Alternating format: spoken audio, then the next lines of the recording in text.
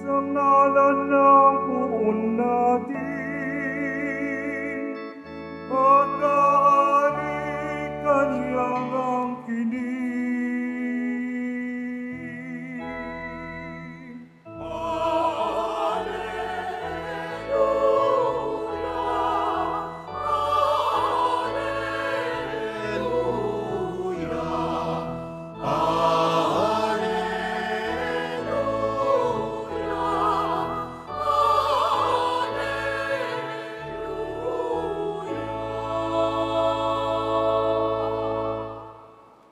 Sumainyo ang Panginoon. At sumayo rin. Ang mabuting balita ng Panginoon ayon kay San Lucas. Papuri sa iyo, Panginoon. Noong panahong iyon, nilibak si Jesus ng mga pinuno ng bayan. Anila, iniligtas niya ang iba. Iligtas naman niya ngayon ang kanyang sarili, kung siya nga ang Mesiyas, ang hinirang ng Diyos. Nilibak din siya ng mga kawal, nilapitan at inalok ng maasim na alak. Sinabi nila, kung ikaw ang hari ng mga Hudyo, iligtas mo ang iyong sarili.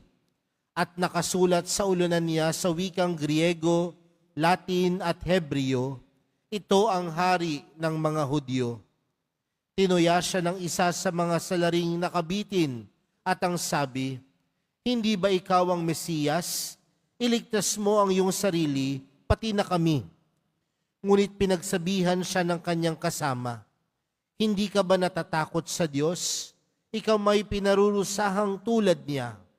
Matuwid lamang na tayo'y parusahan ng ganito dahil sa ating mga ginawa. Ngunit ang taong ito'y walang ginawang masama. At sinabi niya, Jesus, alalahanin mo ako kapag naghahari ka na. Sumagot si Jesus, sinasabi ko sa iyo, ngayon di isasama kita sa paraiso. Mga kapatid, ang mabuting balita ng Panginoon. Pinupuri ka namin, Panginoong Hesukristo. Magsiupo muna po ang lahat. Magandang umaga po sa inyong lahat. Pwede niyo po bang batiin ang inyong katabi ng magandang umaga? Mga kapatid, tayong lahat ngayon ay nagkakatipon bilang isang mag-anak ng Diyos sa pagdiriwang po natin ng dakilang kapistahan ng pagkahari ng Panginoong Hesukristo sa sanlibutan. Ang ipinagdiriwang po natin at ng buong simbahan sa araw na ito, si Kristong Hari. Mga kapatid, dalawang bagay po kung bakit natin tunay na masasabi na si Jesus ay hari. Sa atin pong unang pagbasa, napakinggan po natin sa ikalawang sulat kay Samuel ang kwento ng pagtatalaga kay Haring David bilang hari. At alam natin mga kapatid na ang angkan ni Jesus bilang tao ay nagmula sa linya ni Haring David. Kaya kung titingnan natin mga kapatid, sa kanyang pagkatao, yung kanyang angkan, yung kanyang mga kapamilya, nagmula mismo sa hanay ng hari ni David. Pangalawang bagay mga kapatid, bakit si Jesus ay masasabi nating hari? Dahil siya ay walang iba kundi anak ng Diyos. At yan marahil ang napakinggan natin sa ating ikalawang pagbasa para sa araw na ito, mula sa sulat ni San Pablo sa mga taga-Kolosas, kung paanong ipinagkaloob ng Diyos Ama ang kanyang anak upang tayo'y tubusin sa ating mga pagkakasala. Sa madaling salita mga kapatid, si Jesus ay hari dahil siya ay anak ng Diyos. Mga kapatid, nakakita na po ba kayo ng hari? Hoy. Nakakita na po kayo ng hari? O yung hari-harian lang? Yung naghahari-harian lang sa kanto? Pero mga kapatid, ano ho ba ang unang mga bagay na pumapasok sa ating isipan kapag tayo ay o kapag naririnig natin ang salitang hari, una, marahil sinasabi natin kapag ang hari, siya ay may gintong korona. Siya ay may hawak na scepter. Siya ay may trono, nakaupo sa trono. At akmang-akma naman ho, sa imahe natin ng Kristong Hari na nasa unahan natin. Pero mga kapatid, kung napakinggan natin ng maigi, yung ating ebanghelyo para sa araw na ito, tila napakalaking kabalintunaan. Bakit?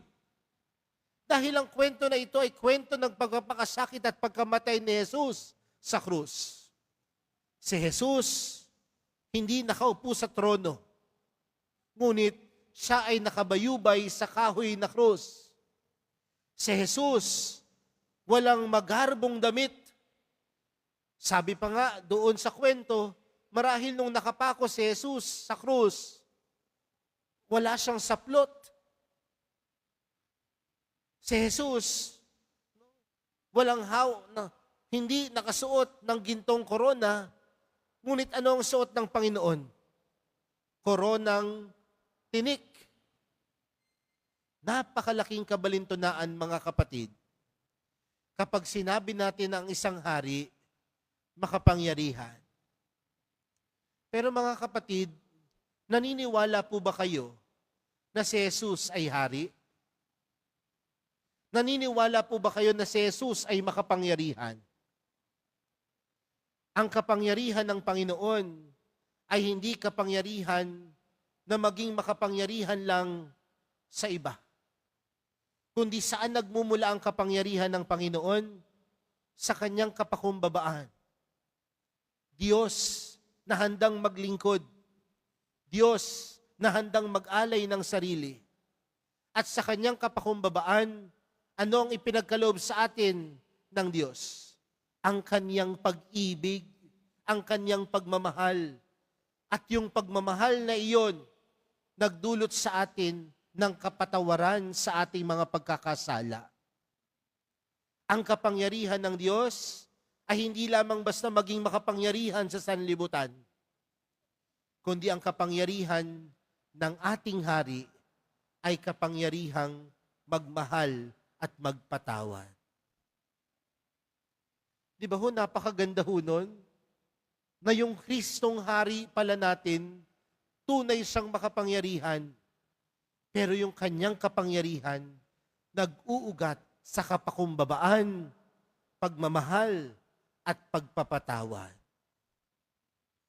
Kaya nga, di ba doon sa ating ebanghelyo, nakapako si Jesus sa krus, at sino yung kanyang dalawang katabi, dalawang magnanakaw. At anong sabi ng unang magnanakaw kay Jesus? Kung ikaw ang Mesiyas, iligtas mo ang iyong sarili, pati na rin kami. Pero anong sinabi ng pangalawang magnanakaw? Hindi ka ba natatakot sa Diyos? Ang taong yan ay walang pagkakasala. Tayo marapat lang tayong ipako sa krus. Kaya ano ang panalangin ng pangalawang magnanakaw? Jesus, alalahanin mo ako kapag naghahari ka na. Pero mga kapatid, ano ang tugon ni Jesus? Sabi ni Jesus, sinasabi ko sa iyo, ngayon din, isasama kita. Saan? Sa paraiso.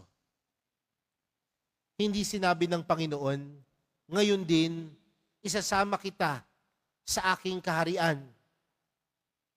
Dahil mga kapatid, ang pangarap ng Diyos para sa atin ay hindi lamang manirahan sa kanyang kaharian.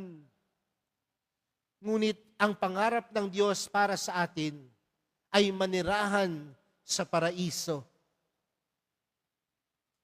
Sa Biblia po, saan ho natin unang narinig ang paraiso? Di ba ho sa hardin ng Eden? At sino ho ang unang taong tumira sa hardin ng Eden? Si Adan at si Eva. At anong sabi ng Diyos kay Adan at kay Eva? Pwede niyong gawin ang lahat ng bagay dito. Magsaya kayo, magalak kayo. Pero anong sabi ng Diyos kay Adan at kay Eva? huwag nyo lang kakainin ang, ano po yon? Sa mga tiga Nazarene, huwag nyong kakainin ang, anong mansanas? No? Wala hong sinabing pangalan ng prutas yon. No? Sinabi lang, huwag nyong kakainin yung prutas na iyan. Dahil alam ng Panginoon, mga kapatid, na ang paraiso ay lugar na puno ng kalinisan, kaligayahan, at puno ng pagmamahal. Sa madaling salita, mga kapatid, nung sinabi ni Jesus, ngayon din isasama kita sa paraiso, alam niya na ang puso ng taong ito, nandoon si Jesus, tunay na naghahari. At kung tunay na naghahari si Jesus sa puso ng bawat isa, puno dapat tayo ng pagmamahal, puno dapat tayo ng pagpapatawad, puno tayo dapat ng kabutihan, puno tayo dapat ng awa. Kung si Kristo ang laman at ng puso natin, kung si Kristo ang tunay na naghahari sa puso at buhay natin, ang bawat isa sa atin nagmamahal, nagpapatawad, at tunay na nagpapakabuti. Meron po bang mga mag-asawa dito? Nasaan po ang mga mag-asawa? Taas nyo naman ho ang kamay. Huwag nyo ho ikahiya. May asawa ho kayo? Nasaan? Katabi ho ninyo? Pwede nyo po bang tingnan yung asawa ninyo? Kapag tinitingnan nyo po ba yung asawa ninyo, paraiso? Uy. Paraiso po ba? O impyerno? Paraiso. Yung mga magulang na nandito, kapag tinitingnan po ninyo ang inyong mga anak, paraiso po ba? Sana. Sa mga anak na nandito, kapag tinitingnan nyo po ba ang inyong mga magulang, paraiso? Kapag nasa eskwelahan ba kayo, at nakita nyo ko, at ang inyong mga teacher, paraiso? Wala ako. Yung mga naglilingkod po sa simbahan dito, kapag nanlilingkod po ba kayo dito sa simbahan ng Quiapo, kasama na din ang mga deboto ng mahal na pong Jesus sa Sareno, paraiso po ba? Kahit maraming tsismosa, sa inyong barangay, paraiso po ba ang ating pakiramdam? Sa ating bayan,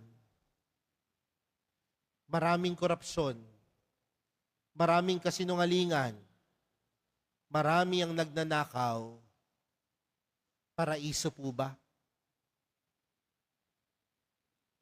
Mga kapatid, ang paraisong tinutukoy ng Panginoon, hindi isang lugar,